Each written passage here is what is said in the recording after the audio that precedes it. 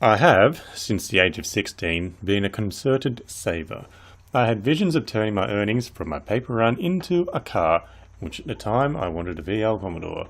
As the years passed and my bank balance grew, soon enough, passing the 5,000 mark I'd set for how much I'd be willing to pay for a car, I'd grown more fond of the notion of earning money through interest. I'd also allowed myself to buy into my parents' notion of don't waste your money on a car, they're just a money sink, use our car. So I shifted the goalpost. I wasn't going to save my money simply to buy a car, I wanted to buy a house. So throughout the years I developed the habit of saving. I put my earnings all into cash investments, earning roughly 5% interest and spending as little as possible. But merely having money does not deride you pleasure. There were material possessions I wanted to buy, and so after much internal debate with myself, as I convinced myself that I'd get greater benefits from having the possession than from earning interest on my money, I had it out and dropped $1,500 on a laptop. Bob proved to be of much greater cost benefit in the pleasure and enjoyment I received from simply owning a computer capable of running Oblivion and with a hard drive large enough that my music collection didn't take up any entire usable space. So when Bob's screen decided it wanted to only show the colour red, I had no issue with dropping another $1,700 for a new lappy. That piece of shit, though, only lasted a year before its screen too decided to pack it in, and I was off dropping $2,400 for another new lappy. Behemoth proved to be a fantastic purchase, and 7 years later, when stupid me decided to download software off a website of irreparable repute and picked up the launchpage.org virus, then attempt to purge it by changing registry files, Behemoth died, and even a clean install of Windows 7 couldn't revive her. But that tangent aside, I was set in my ways.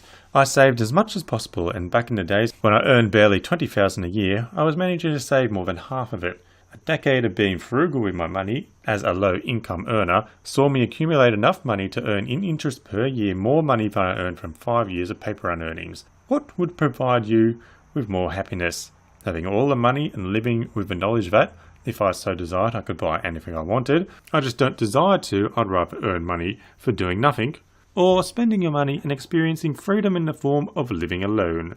I'd finally, after years of internal debate with myself, convinced myself that now was the time to buy that house. I'd also hoped that the change up to my routine and structure of life would make me more motivated. It would give me the push to enact changes to my personal life philosophy, as much as I had a personal philosophy, but it didn't. My focus of saving to make money for nothing simply changed to saving to reduce my future liabilities. Having never been in debt prior to getting a mortgage, I don't particularly like the notion of the total I pay back being more than double what I borrowed. Now I am more hesitant towards spending money than I was before.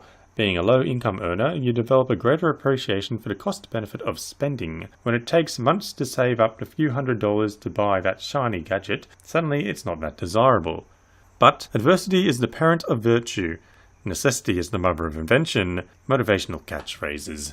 By finding yourself in duress, you seek a way to extricate yourself from that state. Or you just learn to cope.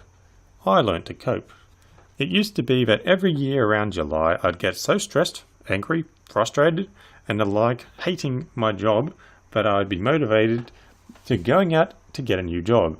I used to aspire to the notion that my life ran in cycles of 8 years. I'd have done activities for 8-year stretches. I did the paper run for 8 years. I played in the band for 8 years. Other such 8-year duration coincidences. It was based on the notion that after 7 years you'd have renewed every cell in your body, so every year I'd get in my super motivated hate state and be like, that's it, I've had enough, I'm going to apply for the army. After a few days of raging, I'd be thinking about how poorly my body responds to strenuous activity, or exertion in general, and I'd try to motivate myself into conditioning myself before applying. Needless to say, I never got myself army fit and never left my job. I've adapted to my situation and structured my affairs to fit my finances. That is where I have gone wrong. By having taken the coping route, I have doomed myself to failure. I fear change. I have inadequacy issues. I'm not prepared to put myself forward as a candidate because in my mind I have already failed. So now we are firmly in the coping cycle. If I was to seek to extricate myself, I'd be in an abundantly healthier situation. I am sitting in debate with myself. I attempt to use reality to convince myself that I need to change. but reality has proven to not be the most effective motivator. Anger, frustration motivates me, but I have become so numb. I'm referred to as the Buddha, being Zen. Zen. I'm not Zen. Devoted to being present in everything you do. I'm the opposite of present, because I don't allow myself to be concerned with the justness of something, is more a product of being blank. This blankness has become toxic. I don't form opinions, and as such, have trouble expressing myself. I have trouble articulating my thoughts verbally, so it's time to start practicing. I need to have an opinion. This links into my inadequacy. Because I feel that I have no knowledge of a subject, I don't speak on the topic, and by consequence, I don't learn about the topic. So have an opinion.